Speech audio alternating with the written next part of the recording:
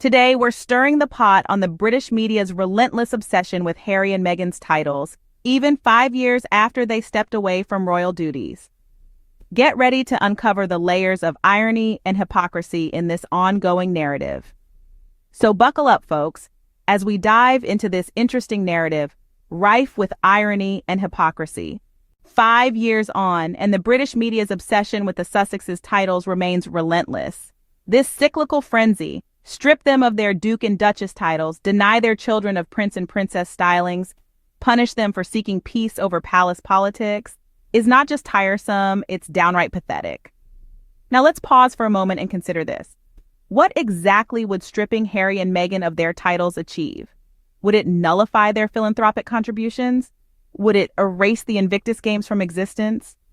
Would it rewrite the record of Harry's 10 years of military service, including 2 tours in Afghanistan?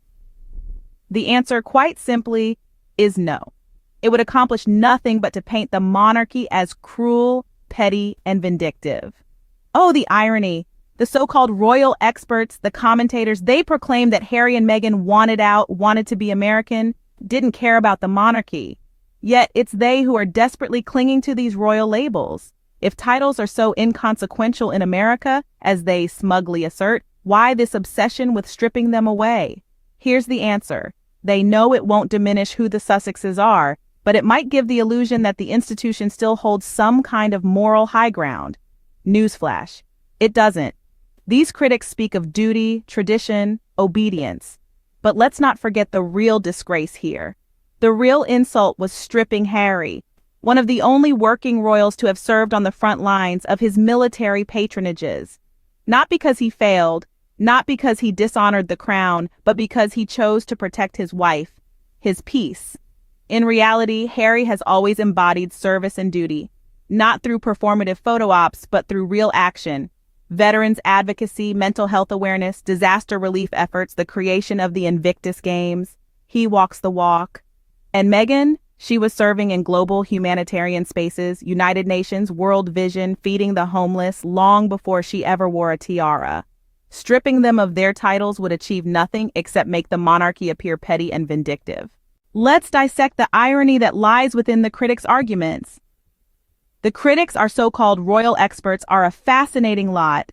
They say that Harry and Meghan wanted out, wanted to be American, and didn't care about the monarchy. Yet they are the ones who are clinging to the royal labels. Isn't it amusing? They insist that titles mean nothing in America, yet they obsess over the Sussexes' titles. They want to strip them away, but why? The answer is simple.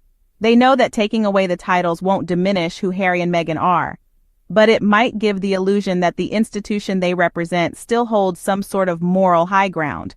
But let's be clear, it doesn't.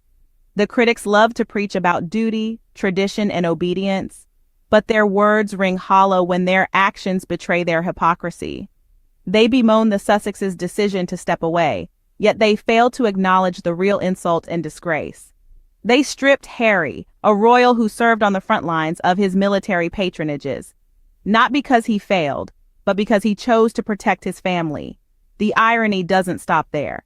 They claim that Harry and Meghan are being treated unfairly because they don't let the press in, as if media access is a prerequisite for truth or fairness.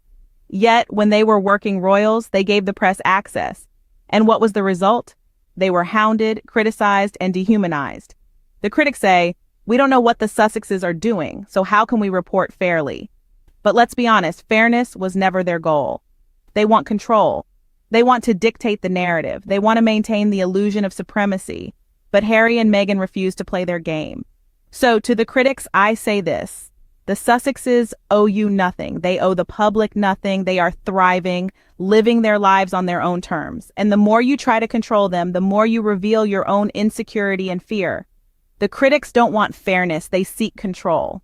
Let's talk about the real insult here. This isn't about titles or royal protocol. It's about respect, understanding, and valuing what someone brings to the table. And in this case, we're talking about Prince Harry, a man who has served his country on the front lines, not once, but twice. A man who, despite being a royal, didn't shy away from the harsh realities of war. This is the man who was stripped of his military patronages, not because he failed in his duties, not because he disrespected his uniform or his comrades, but simply because he chose to prioritize his family, his wife, and his own mental peace over the relentless demands of an antiquated institution. You see, the real disgrace here isn't Harry and Meghan stepping back from royal duties. The real disgrace is the institution's inability to respect and support this decision. The real disgrace is stripping a dedicated veteran of his military affiliations because he dared to choose a different path. But let's not forget, this is also a man who has always embodied service and duty, and not just in performative ways, but in real, tangible actions. He's been an advocate for veterans, a champion for mental health, and a beacon of hope for those affected by natural disasters. Let's not forget the Invictus Games, a platform he created to inspire and empower wounded, injured, and sick servicemen and women. And Meghan? She was already serving the world in her own right. She was a humanitarian, an advocate for gender equality, and a voice for the voiceless. And she did all this long before she became a duchess. You see, service and duty are not measured by titles, but by actions, by the lives you touch, by the change you inspire, and by the legacy you leave behind. So let's not allow the noise of petty politics to drown out the real narrative here. Harry and Meghan are not just the Duke and Duchess of Sussex. They are two individuals who are dedicated to making this world a better place, and no title or lack thereof can ever take that away. Let's address the laughable claim about media access. Some would have you believe that the Sussexes are being treated unfairly because they've chosen to limit their interactions with the press, as if somehow granting the media an all-access pass would equate to truth or fairness. Let's take a trip down memory lane, shall we? When Harry and Meghan were working royals, they generously granted the press access. And what did they get in return? Meghan was relentlessly pursued and criticized for simply daring to exist. She was scrutinized for being visible, for being vocal, for being herself. She was dehumanized in the headlines while pregnant, while grieving, and even while simply smiling.